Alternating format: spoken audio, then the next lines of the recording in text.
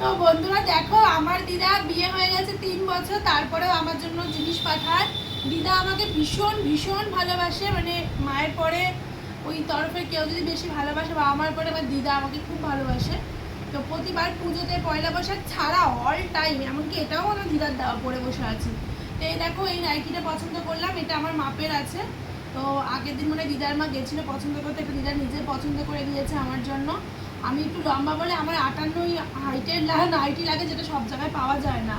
আর এখান থেকে পছন্দ করতে বলেছে, দুঃখের বিষয় এটা খুব পছন্দ, কিন্তু এটা আমার সাইজে আসছে না, মানে লম্বায় আসছে না, এটা নিতে পারবো না।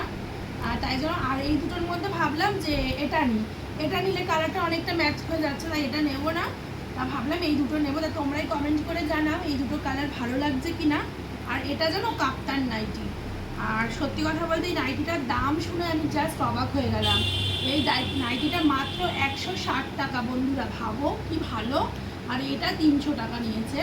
আর একটা কাপ্তান, সেটা কিনা 160 টাকা। ভাবা যায় আজকালকার বাজারে 160 টাকার নাইটি, মানে একটা গরম পুরো পড়লেও পুষিয়ে যায় আর কি। তুমি কি নাইটি পরবে নাকি?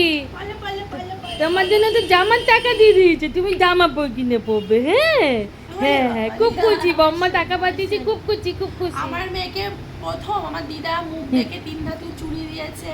তারপর তো যতবার আসে হাতে কিছু না কিছু ওকে দেয়। দিদা দিদা এরকমই, দিদারা এরকমই হয়, দিদা ঠাকুমারা এরকমই হয়। এখন আমার মেয়ের দিদা ঠাকুমাও এরকমই হয়ে যাচ্ছে। সবার আগে ও মেন প্রায়োরিটি হয়ে গেছে।